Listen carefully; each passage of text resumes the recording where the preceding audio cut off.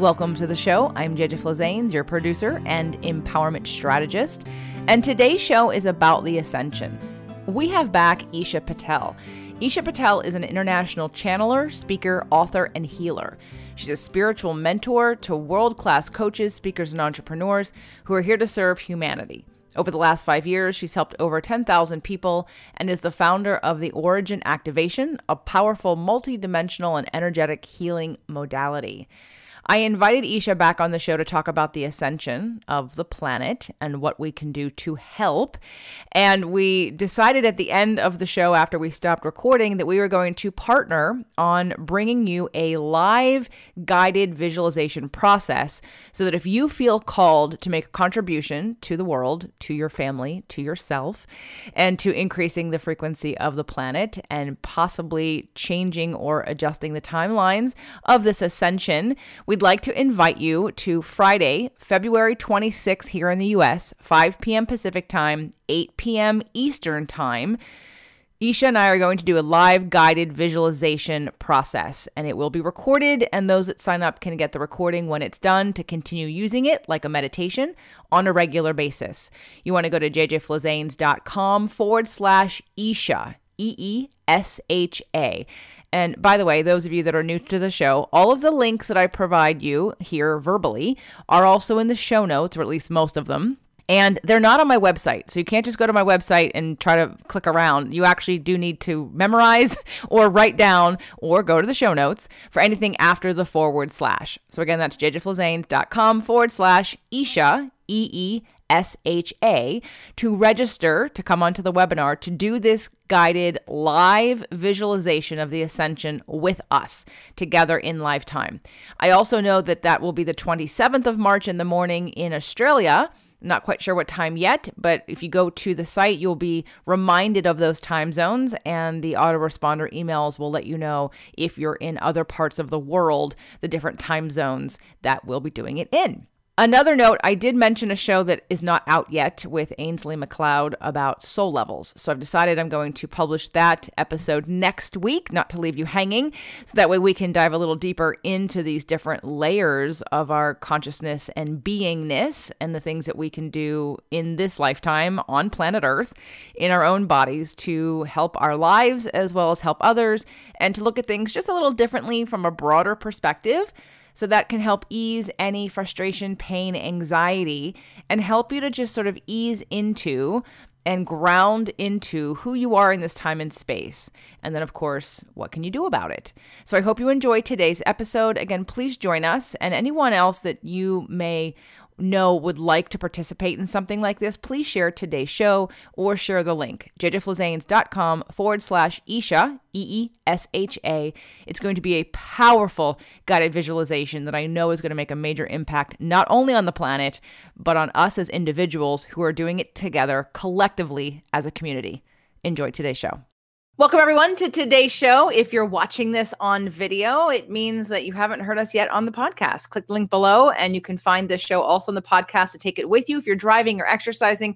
And if you're listening on the podcast, we did a video this time with Eesha. Come over to jjflazanes.tv to check out that video. Today, we're going to talk about the Ascension. It's a topic that we touched on last time I had Eesha on the show. We didn't have enough time to cover it, and it needs its own show. So first of all, welcome back, Eesha. Thank you, JJ. This is one of my favorite topics to talk about. I'm very excited. Well, for those that don't know what the Ascension is, let's give them a little brief synopsis of your work in the world with grid lines and with energy work, and then lead them into what is the Ascension and what are we doing? Absolutely. So I guess, it's a very broad question, but I'll give you a very brief overview. We are going through, as a human race and as a planet, we're going through a process of evolution. And in that evolution is a raising of frequency. So we're talking about this shift that we're seeing in the world where people are starting to wake up and they're starting to change their beliefs. They're starting to challenge the status quo. They're starting to challenge the way that we live our lives. just a very brief history in the last couple of 100 years has been a massive movement, particularly in workplaces, careers, from industrialization into now. If you look at the millennial generations, they're people who are like, no, actually, I don't want to work a 9 to 5. I want to hop in my caravan and I want to travel the world. Then you have people like Beyonce who are like, I'm going to fund the largest company for the biggest vegan burger in the world, and so we can see the shifts quite tangibly in how people are starting to raise their consciousness, ask more questions, and become more aware of who we actually are in this world. So that movement and that lifting and vibration is what we refer to as planetary ascension. And it is something that is a global movement. And some people are consciously aware of it, some people are not. And that's just different stages and layers to the journey. And I guess essentially this conversation today is, well, what is that ascension? What does it mean for me? And how can we really contribute to that process? Because at the end of the day, if you're on this planet, you are part of the planetary ascension. You might just not know right now what your role is within that. It was really made clear to me recently with an interview that I did with Ainsley MacLeod. I don't know if you know who Ainsley MacLeod is. He wrote a book called The Instruction. He talks a lot about soul levels. We talked about the different soul levels of people, and he kind of did my reading, and I got to guess, and I guessed right. and he told me a little bit more about some past lives that I had and how that applied to my life right now. And one of the things that became really clear to me is how many young souls, new souls are sort of running this planet. And it feels like the old souls are a little quieter. We're less in the forefront in terms of making these decisions that are affecting the way that we're making choices, right? So having, like, as an older soul saying, I don't want that kind of life. I want something deeper. I want something more balanced. I want to follow my intuition, and I'm not buying into what's going on right now. So when we talked about it in that way, it just became really clear about some of the things that are going on and sort of the mentality. Like, I link it to thinking of a toddler running the United States. And I don't mean that in terms of any particular government agency or whatever. I'm saying across the board that we are making, not me, not you, and probably not anyone listening to or watching this show right now, but the majority of people in the world are making their decisions based out of a lack of alignment, a lack of trust, and fear. And that is not new to this day and age. It has been going on forever. There was always going to be some degree of imbalance or balance in the world of people who are coming and going from lifetime to lifetime, adding to the contrast, adding to the expansion. But it's not the first time that I've heard from other people also like you. Gary Zukav came on the show and we talked about, I forget the term he used, but it's us sort of evolving into that next level, whether it be six, what is it? Not sixth sense, but six, not dimension. Maybe it was six dimension, six dimensional beings, or it had to be an expansion of sort of what we are now. So this has been bubbling up, especially on the show. It's been a theme, and my relationship to it and other people's relationship to it, Dr. Northrop and I had a show called The Great Awakening. We talked about the Great Awakening that's happening right now. But see, for those of us like you and I, possibly, and maybe you less because you're out and about traveling the world and doing your work, and I'm sort of stuck here only sort of seeing and hearing what I'm seeing and hearing, is that I guess I want some hope. I would like to see it from another point of view of what I feel is coming, but I'm not seeing it yet. And it's okay. I can visualize it. But that transformation, that transformative process of moving into a more of a conscious awareness, having people wake up a little bit more, having us more globally, collectively say, no, we're not going to do these fear-based, controlling-based, in this lifetime, small-minded things that are not propelling our species forward necessarily. So let's take this back to, I know for those of you that have not heard, Eesha's been on a show prior to this, so please make sure to go back and listen to that as well. We talked about money and abundance. We talked about her abundance Kickstarter program. We talked about, again, a little bit about this, and then your work in helping to make shifts on grid lines all over the world. So you've come into this lifetime. How would you describe your mission? Wow, that's a huge question. Look, I had my, I guess you could say, spiritual awakening about 5.5 years ago, 2015. And that was when I realized that I was here to support a lot of people in the process of their awakening. When we talk about mission, it's so clear to me that my role is twofold. One is to guide humanity, so to actually work with people And the other aspect of my role is working with the actual planet itself. So a big part of my work involves traveling around the world to sacred sites, working with ley lines, working with grid lines, working with the actual energies of the land to bring more harmony into these places. I've actually got a really cool story back from 2017 when I felt guided to go to Sedona, which is in your country, in America. And I remember this trip felt like such a massive pilgrimage to me, because the trip, I think probably about a year in advance, I felt like I had to, before I even knew where I was going, I actually just heard from my guides as I was planning the 2017 year at the end of 2016. So it was about November 2016. And I just hear from my guides, keep the month of July free. And I thought, okay, cool. Like, that's a whole month. Like, I was like, why do you need me to have a whole month? You know, like, I was like, okay, no worries. So I booked my whole month, my whole year up until the end of June. And then from July, I just had nothing. I just knew that something was going to shift, and I kept that whole month clear. So I just booked it out months and months in advance.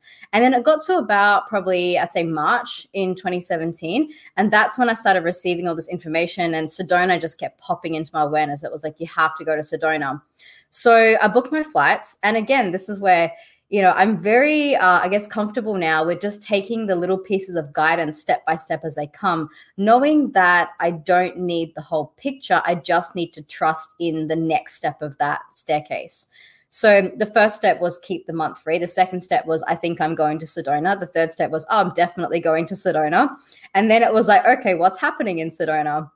And then I realized, I was like, oh, of course, there's a 7-7 gateway coming up. And being 2017, there was a whole numerical thing behind it of like vibrational alignments and planetary alignments and things that were culminating on that particular date. So I booked all my flights, got it all organized, went to Sedona. Now, I remember about 21 days leading up to me being there for the 7-7 gateway, I just suddenly felt like my body just didn't want to eat anymore. Like, I just couldn't eat certain foods. And then leading up to those final 21 days, it was like I just ended up fasting. And it wasn't something that I decided to do. Like, I didn't wake up and say, oh, I'm going to do a 21-day intermittent water fast thing. It was just like, oh, my body just doesn't desire solid foods right now.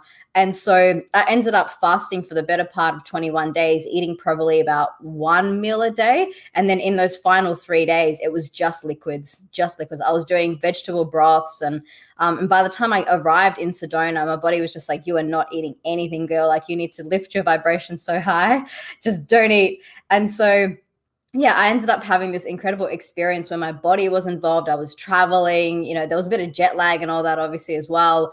And then I got to the morning of the 7-7 gateway, and I just arrived in Sedona, I think just the day before. And I remember actually the day before when I had arrived, all I had to go off was this vision that I'd had of this red, it was like a red rock and some red sand. And that's all I had, you know. And as I was driving into Sedona, I felt the energy shift as I got into this particular place. It's almost like this, like I crossed an invisible barrier. And as soon as I crossed that, I stopped at the first crystal shop I could find, which there's so many of them, it wasn't hard to find one. And so I went into the first shop that I pulled over into. And I just said to the lady, I was like, look, this sounds a little bit crazy. But I said, I have this vision of this big red rock and there's a thing. And I just described the whole thing to her. And that's all I'd seen in my meditation. I hadn't researched it, nothing. She points to this painting on her wall and says, does it look like that? And I was like, yeah, what is that? And she was like, that's Bell Rock. And so I was like, okay, cool. Tell me more. And then I realized that as I had been driving into that area, I'd gone and booked myself some accommodation for a few days. And the place that I'd booked was actually the Bell Rock Hotel or Motel or whatever it was. And like, without knowing, you know, like I hadn't done any research or anything in this place. It was just like, oh, cool. Like, you're telling me I'm staying at the place that's as close to that rock as possible with a view of the rock that I need to go to for the 7-7 gateway.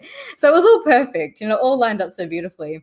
And then the morning of the 7-7 gateway, I went out and I just went for a walk into the bush and I found this little clearing.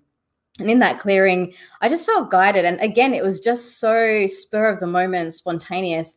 I got all these rocks and I started putting them in a big circle. And then I realized I was making a medicine wheel. And so I made this whole medicine wheel, set it all up in the morning. And then I felt like, okay, cool, that's it. It's done. And then I felt like I had to just go rest for a little bit. I hadn't been eating, obviously, for a couple of days. Went home, had a nap. And then at 7 p.m. that same day, I felt like I had to come back. So at 7 p.m., I went back to the Bell Rock. But here's the funniest thing. And to this day, I do not understand what actually happened energetically or logistically, or whether my brain was just foggy but I went to go find that medicine wheel that I created, which wasn't that far. Like, I mean, it's not a massive area, really. And so I went back down the trail to find this spot where there was a clearing, and I made this big thing. And I walked around for about, I don't know, maybe half an hour or something. I could not find it. I just felt like I was in some sort of weird, like, time-space warp. Like, my brain just couldn't comprehend. Like, I walked around in circles for ages and just couldn't find it.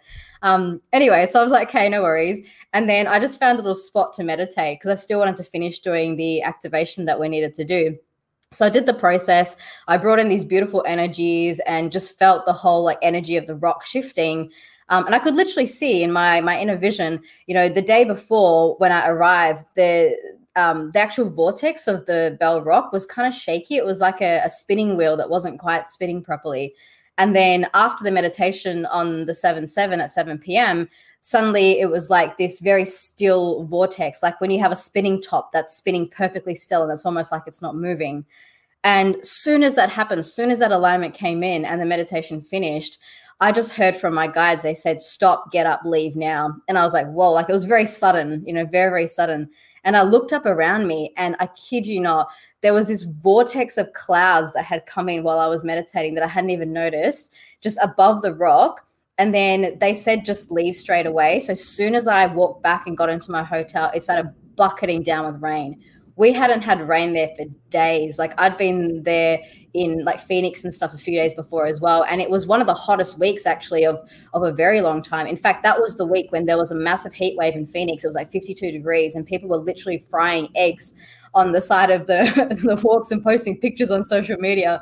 So yeah, when I went to Sedona and it was like really, really hot and suddenly did this activation, next thing the whole sky is filled with clouds and there's a thunderstorm. I was like, oh my God, what just happened? It was crazy. I've got photographs and everything. Like it was just insane. It is normally very hot in Arizona and it doesn't normally rain in July. If we're talking about July 2017, it's not necessarily a rainy season there from what I understand. No. So this kind of work that you've been doing is literally just being guided and led. And we did talk about that on the last show because I remember thinking, God, that's freedom right there. That trust, right? That's the deepest trust I think one can have is to really trust the messages you're getting and then to act on them. So often I think people get blocked up because they are receiving messages they're not listening to. And sometimes they're not in the frequency to receive those messages, but even when they get them over and over again, they can't take the hint. So just to imagine that level of trust that you've cultivated, developed, and now actualize is amazing. But when it comes to the ascension, so you're doing this grid line work and it's to balance out the planet. It's to help the planet do what?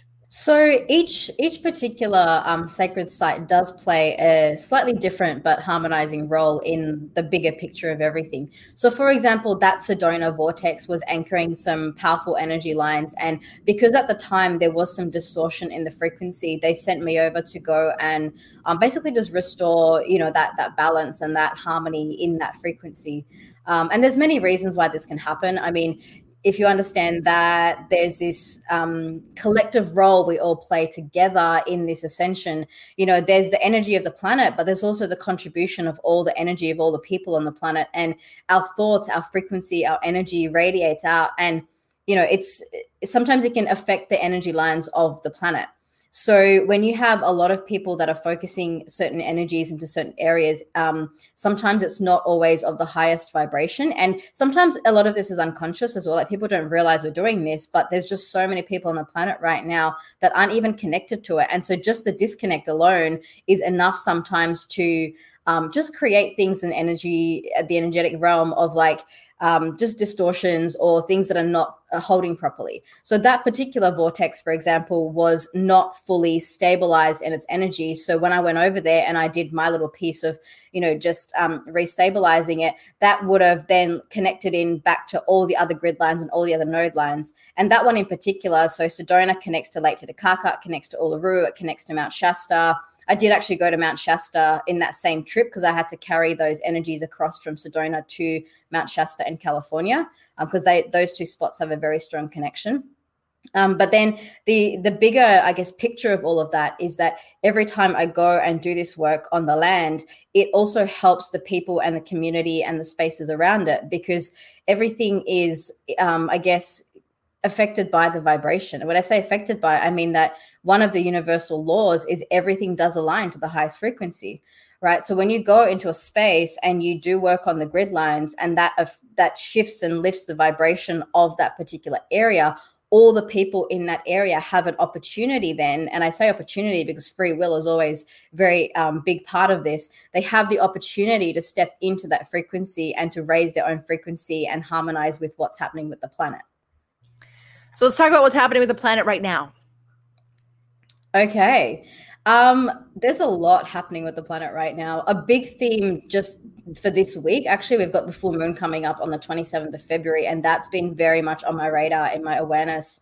But at a more generalized level, I guess there's so many nodes and so many, we call them subgrids. So there's the major grid lines. One of the major grid is the Flower of Life grid, which is, if you think about like a 3D flower of life around the planet, that's one of the big, I guess, prominent primary grids that we have on planet Earth. And it is actually one of the ones that has come into a massive restoration over the last decade or so. And I have had some work to do with this, particularly in my trip that I went to in Egypt a few years ago. I think maybe 2015 or 2016, I went to Egypt, and we worked through the Flower of Life creation codes, because the Flower of Life grid actually holds the original creation codes for all life on this planet. It was actually one of the first grids that came into existence. And over the years, and some of this goes back even to Atlantean times, there have been disruptions to certain grids and things that have happened that now we're actually restoring and putting back into it as like a more primary sort of focus. So the Flower of Life grid has been restored over the last decade or so, and it's actually holding very well. It's actually very stabilized. But where we're seeing a lot of disruption at the moment is what we call the subgrid lines, and the subgrids are more localized. So, for example, here in Australia, you know, we've got certain grids that are in Perth, we've got certain grids that are in Melbourne, and Melbourne in Victoria here in Australia has been under massive lockdown. They've had the highest cases of COVID. And it didn't surprise me in the slightest, because I've done so much work with the Melbourne grid lines and they just never seem to hold. I've been working with the Melbourne grid lines for about 4 years now. And every time I go there to run an event or do something, it's like the previous time has been completely overwritten. And it's like sometimes it's like worse than it was the last time I went, you know? So yeah, when all of this COVID timeline got activated, Melbourne was one of the first to go down, and it was one of the first to get really, really affected quite badly because it had the densest energy, whereas the Perth grids have always held quite beautifully. And so, I mean, it just made sense. Like WA has had hardly any cases. We've actually been doing quite well. So you can see it. Like it was very obvious to me. I looked at the energetic grid lines, and then I looked at what was happening in, you know, like the story of the 3D, and there was a direct correlation in such that the places that had the densest energy were the ones that were really being bombarded with all the COVID stuff. And then the places that were really holding quite well were actually, you know, had nothing really going on. So it's almost like that polarity is becoming even more evident, and that the grid lines and what's actually happening at the energetic level has a direct impact or direct correlation in what I'm seeing is happening at the 3D as well. But we're moving into, hopefully, right? Sort of anytime there's in order to have a breakthrough, you have to have a breakdown. And I'm wondering, and we've talked about this in different ways in different episodes, that, you know, we're sort of like the amount of momentum that's happening sort of in the direction that, let's say, it almost feels like there has to be an explosion, a stopping point, a nothingness, a place where, you know, it transmutes. And I guess that's kind of what I want to know is where, you know, there's the role of the individual. And as you said, it is like the highest frequency wins. But we're at a time also that for a lot of people, it's hard for them to sustain a high frequency when they look out and they see everybody living in fear. So let's talk about a little bit of what you see, what you think is happening, and to translate that so people who will take that charge upon themselves to stay in a high frequency for the planet, if not just for themselves, because they know that their impact goes well beyond their own life experience. Yeah, absolutely.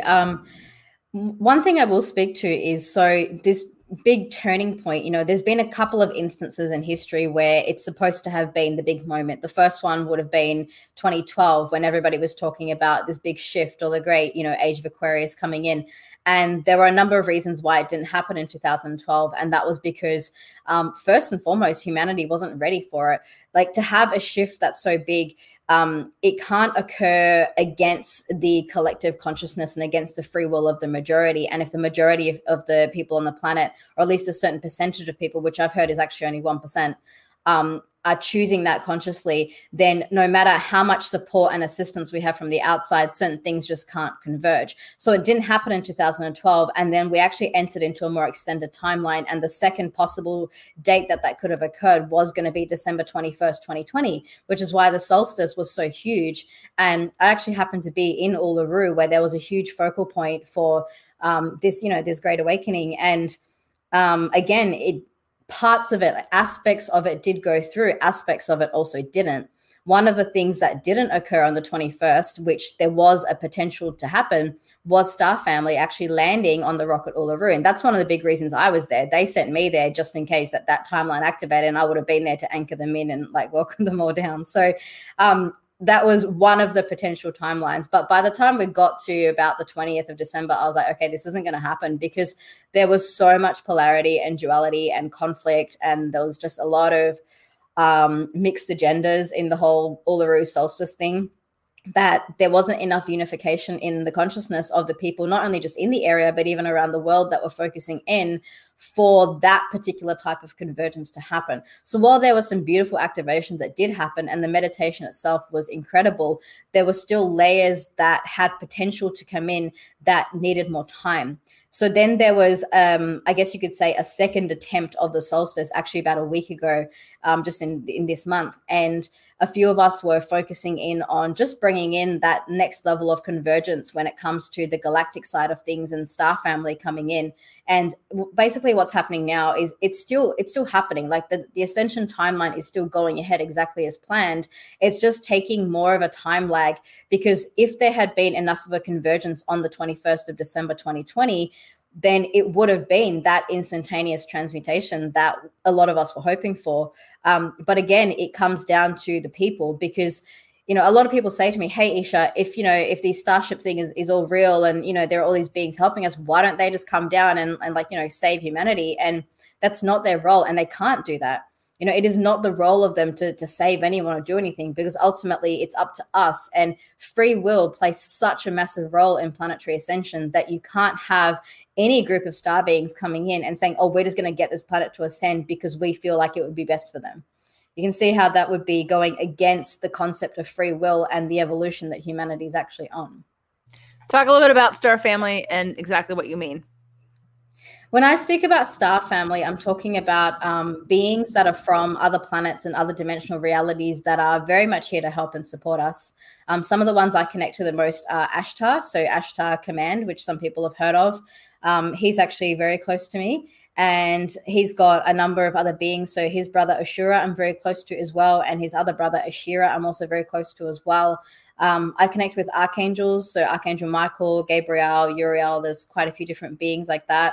But basically, there's so many different beings in different star systems. And over the years, I've learned to connect with hundreds upon hundreds. There's Pleiadian beings, there's Turian beings, Assyrian beings, Andromedan beings. And I connect to all of them.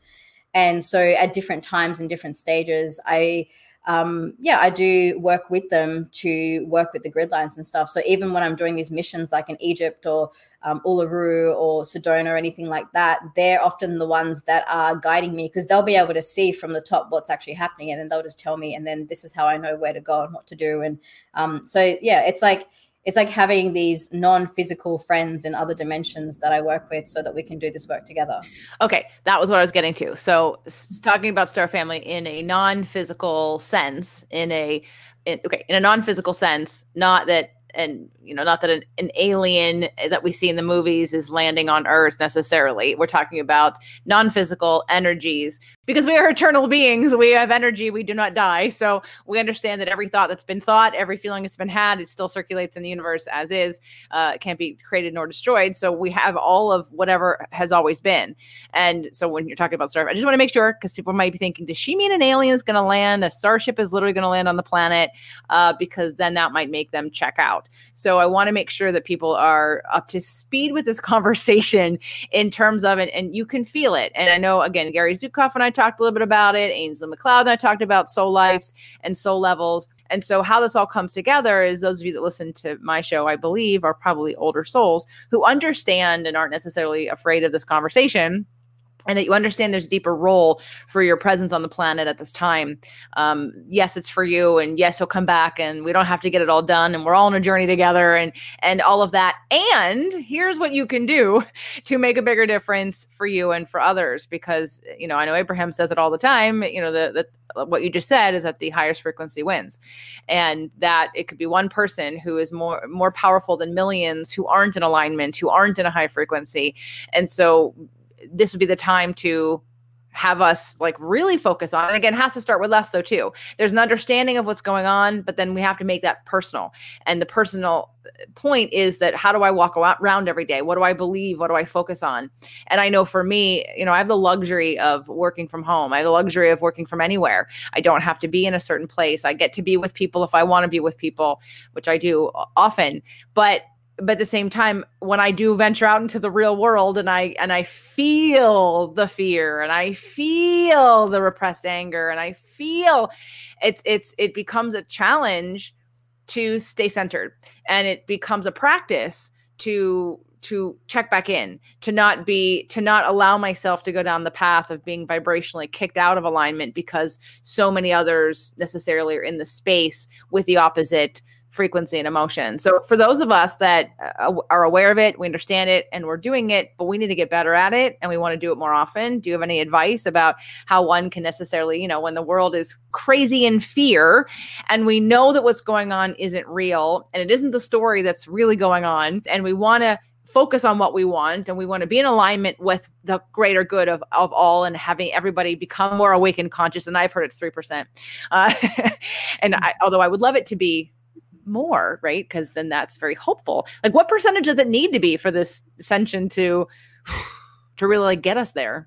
We need 1% of the population that are solidly anchoring a 5D vibration. So actually fully in that space. When we get 1% of the population that are holding it, the collective consciousness, it just kind of explodes. So my goal is, I'm just finding my 1%.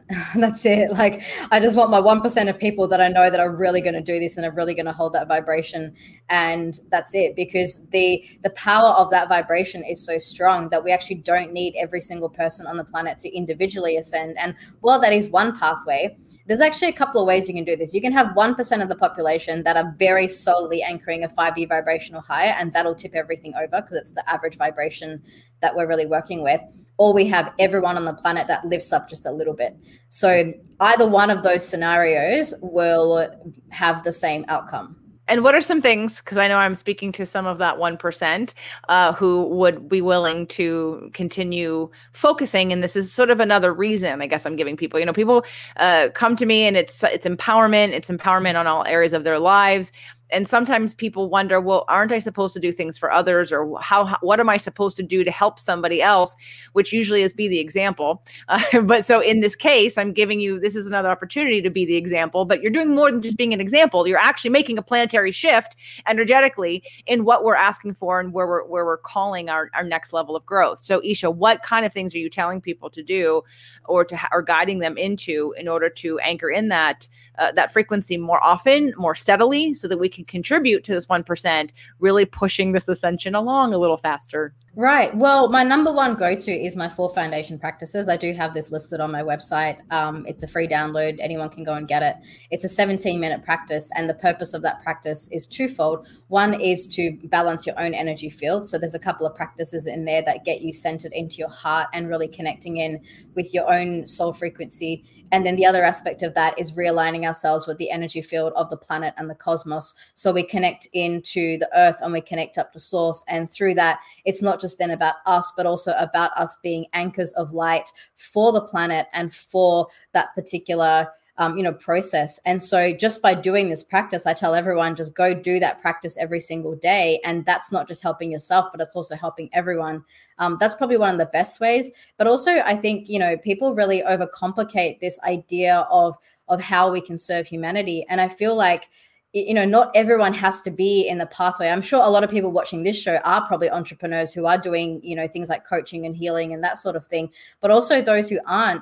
I mean, nothing beats the power of kindness. Like if you go and walk, and see someone at the shops and you're at the cashier and you take 30 seconds to say hi to them and smile with them and make their day, that is raising the vibration. That's raising the vibration of that shop. That's raising the vibration of the community. So yeah, there's, definitely some big picture, big vision things that you can do. And those of us that are guided to do it on that big vision, that's amazing. But the biggest message I've been getting all year is for everyone just to do what we can in our own homes and in our own local areas. It's something as simple as connecting from your heart down to the heart of Gaia in your local area, in your localized grid. So you're sending energy to where you are. Because if every single person just takes care of their little patch of this earth that they're on, that's all we need. It doesn't need to be like a big, massive thing. It's actually very, very simple. And I think, there is a power and gratitude in recognizing that each person on this planet is like a light on this planet. There are 7.8 billion potential lights on this planet. If we all just light ourselves up, that's just incredible, that in and of itself. Great advice. So it's eeshapatel.com, correct? Yeah. All right. And what's the name of the free document or 17-minute practice? It's called the 4 foundation practices. The 4 foundation practices. You can get it at eeshapatel.com. If you're listening to us on the podcast, it'll be in the show notes. Okay. So in terms of becoming your own light, not only for yourself and your family, but for the planet and this ascension, any other messages that you're being guided to share about, again, obviously this is what we can do, but about what's coming and in terms of, what we can expect? Or I know sometimes I had seen something that I did not share with everybody. In fact, I probably didn't share with any of you because I was afraid you wouldn't like it. I was afraid that you would think I was crazy, and it was around election time, and it was someone in Sedona actually channeling from her guides something, or she wasn't even channeling. She just got messages, and it was a very let's just say polarizing message that when it came through, she really took 20 minutes just to sort of set the stage so people wouldn't get pissed off and offended and react. And when I saw it, I had to assess, do I think my people can handle this? And I decided, no, I didn't think they could because of the heightened state of survival and around the election. So I didn't share it with many people at all. Although I heard it and I felt it and I agreed with it 100%. I just didn't feel like people were ready for that. So, but what I did like hearing during that time frame in the shifting that was going on, sometimes things have to get worse before they get better, or there's that peaking point just in anything. It could be, the caterpillar becoming the butterfly and the goo and the breaking out of so all the visualizations of transformation really are having a baby, right? It's a messy process and we're in a messy process. So I guess the question is, are you getting any information about it being any messier than it already is? How close are we to the peaking point? So yeah. I find this conversation very difficult because I have seen a lot and it hasn't all been positive. I'm actually getting teary as I say this because of certain things that didn't go through last year. The process has become messier than what it needs to be, and there's going to be more casualties than we actually need. And I find that very, very difficult to say. But in saying that, my big message above all of that overrides everything is that we always have a choice. I'm looking at the timelines now and I'm like, cool, okay, there's some work to be done, there's some serious work to be done. And for me, it's like my role just amplified like 1,000-fold last year when I was like, oh my God, like this is where we're heading, you know? And I was like, right, I now need to just, what I thought I was going to have like 5 years to do, I'm now trying to do in like 1 year, because as certain timelines have become activated, particularly when the COVID timeline got activated, that shifted everything. That, you know, 2020 was supposed to be the big year of transformation. And when the COVID timeline got activated right at the end of 2019, like the timing of that, you know, the timing, it was December 2019 when it all started. It was like, it derailed so much of the potential of what 2020 was supposed to be. In saying that though, you know, my big message is always that at the end of the day, no one else has power over us. No one else actually has the potential to do anything more than us. And so, yeah, like we can look at timelines and we can say, okay, cool, that might be looking a little bit challenging. It might be looking a little bit of a roller coaster, which at times it does. It really does. But we can change that. We have absolutely every power to change that, because the second enough of us decide that, no, we're not putting up with that, and we decide, actually, I want to just focus on the ascended earth and I want to focus on my frequency, we can shift it today. There is nothing stopping us from actually having that shift today. And this is why, for me, I've just gone hardcore all year on, like, you know, media and podcasting, getting my meditations out there and just spreading that message to people, because like as much as you can, you know, go into the psychic realms and read the timelines and see what's coming is always malleable and it's always changing. In its current state, if I were to look at it right now, like in this exact moment, I would say to you, okay, cool. Like the most activated prominent timeline does involve some challenge and does involve some difficulty, but that's not set in stone. No timelines are ever set in stone. And it's always us as the creators of our reality, as conscious creators, to be able to change that. So the second we go, okay, cool, this is the current potential, we still have a choice and capacity to shift, because nothing is more powerful than that. You know, the one thing that we always have in this universe is free will and the capacity to consciously create. And we are consciously creating whether we like it or not. So the most important thing that we can do at this time is to actually accelerate this process of ascension and to go back into the optimized timelines, which we currently, since the whole COVID thing happened, we sort of dropped off the highest potential timeline into some secondary and tertiary timelines. We can still go back to that primary timeline and have a much smoother process of ascension just by taking the time to really feel into and visualize the ascended earth. Now, by that, I mean, one of the big messages I got all through last year, and I did this for myself and I did this for my clients all through the year, we just focused on the ascended earth as if it was already happening now. Now, you understand the power of visualization and the power of collapsing timelines. When we work in the quantum field, the ascended earth is already here. And I know that because I see it and I feel it. I'm connecting to it every day, but there's not enough people connecting to it at this time to bring that into 3D reality manifestation. So when we take the time to feel into that 5D earth, which is beautiful, it's actually so peaceful, it's so loving, it's so calm. I see myself every day on 5D earth and this beautiful planet that has completely healed and completely restored. And so in some ways, that timeline, it's right there. It's like on the tip of my fingers. You know, it's so close, it's so tangible. I can feel it and I can see it. And we just need enough people to tap into that right now for that timeline to just have a quantum leap forward and basically happen straight away. So there's still nothing stopping it from happening. It's just that I guess the gap right now is that not enough people are receiving this information or are taking enough action on what we can consciously do to create that reality right now, because it's definitely possible. And actually 5D Earth already exists now. It's already well and truly created. And I believe you 100%. So what that leads me to ask you, and if you haven't done it, I will attempt to do it until you can do it. Have you done a guided visualization or meditation that we could follow to connect with that? Or is that your own practice? Because if you haven't done it, I want you to do it. And until you do it, I'm going to do it. So everyone who's listening, anyone in my inner circle membership, I will do this for you until we get Eesha's version of it. Right. Because I'm not going to put any work on you and ask you to do it. But have you done it before? Whether be in on social media or on your website?